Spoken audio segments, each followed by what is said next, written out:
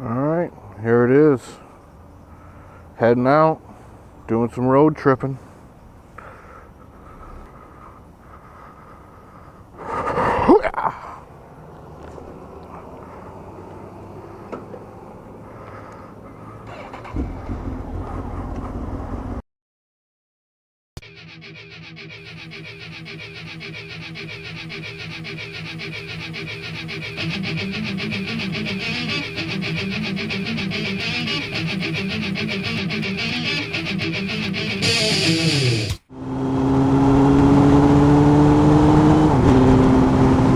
Alright, so I'm heading out.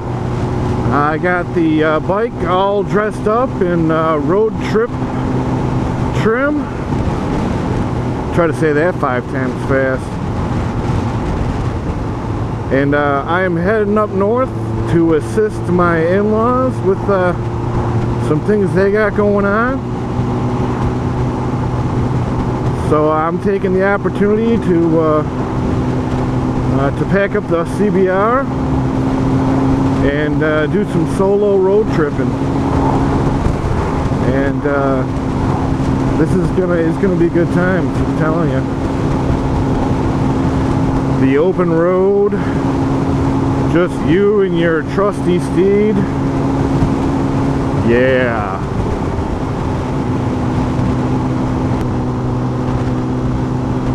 So I got the bags all packed and I got them on the bike, and the bike is heading up north. So I've probably got a good 4 hours on the motorcycle.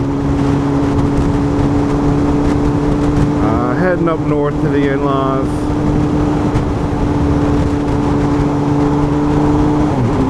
We'll see how it goes. Going to take a little bit of a different route this time, so I can see some different scenery.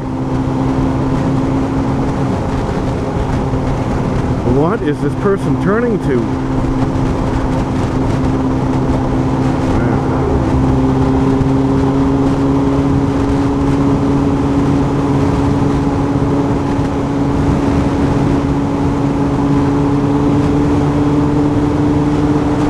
I did get a little bit of a later start than I wanted. It's about 1:45 right now. I wanted to head out a little bit earlier, but if everything went to plan, we'd have no problems in this world.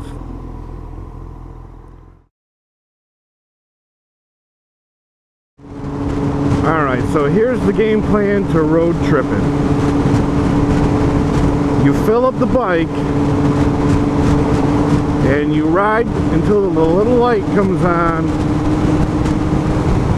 Then you find a nice cozy gas station and you pull over and you get gas and you get off the bike for a little bit. Maybe just like 10 minutes or so, 15, 20 at the max.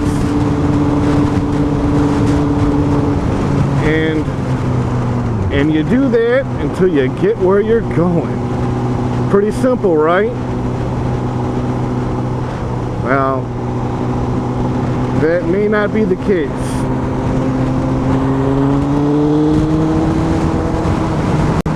Because long distance motorcycle riding is a bit of an endurance test, and it's really something you kind of got to work up to a little bit. Now you might go out and you might ride around your area for several hours, you know, all day in fact. That's a good way to start training. But long distance freeway riding is a different story, because you're constantly at speed, you're constantly in one position, and even though you're not doing anything, your body still gets fatigued. The wind's constantly battering you. You're constantly having to make all those little corrections versus the wind. It's really easy to become complacent. It's really easy to get bored. It's really easy to lose your focus because you're essentially riding down the highway and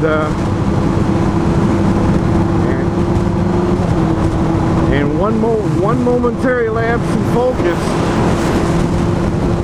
and that could be your ass.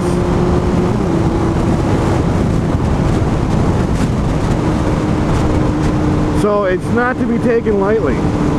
Oh, and the other factor is you're riding with luggage. Yeah, I forgot to mention that. Luggage. Right now, I've got 2 saddlebags, or a pair of saddlebags, or actually saddlebags plural.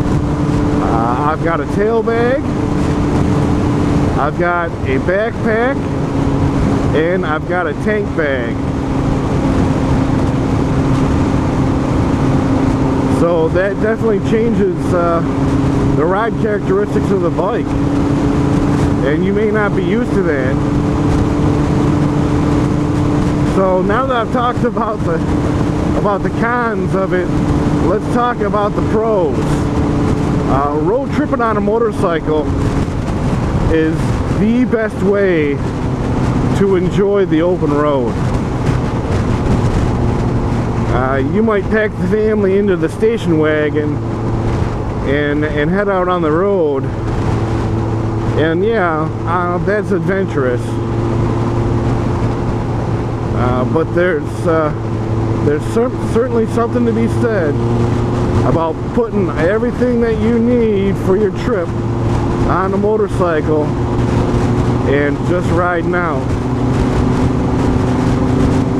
The sense of adventure is really like no other.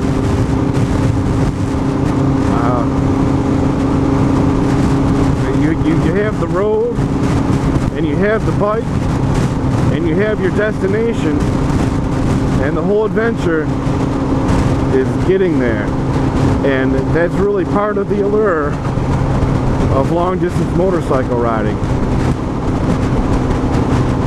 I personally, I try to do as many of these trips as I can. I really like long distance motorcycle riding. There's no better way to get in touch and to develop a good bond with your motorcycle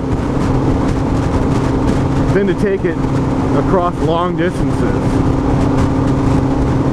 Because it is an adventure, and relationships under extreme conditions form tighter bonds,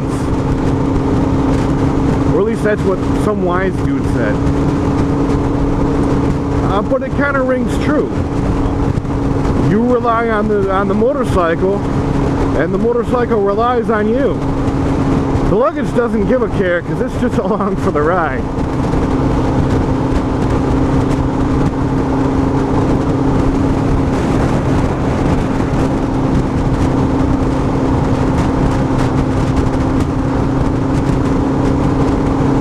But if you've never done a long distance motorcycle ride and you have a motorcycle, I suggest you try one. You will have a new appreciation for your bike after said trip.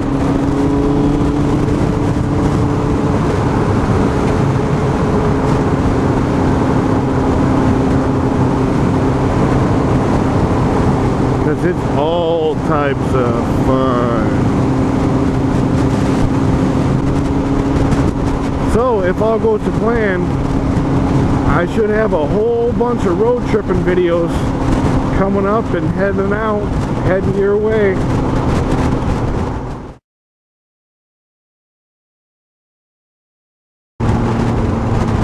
If things don't go to plan, still should be interesting to watch.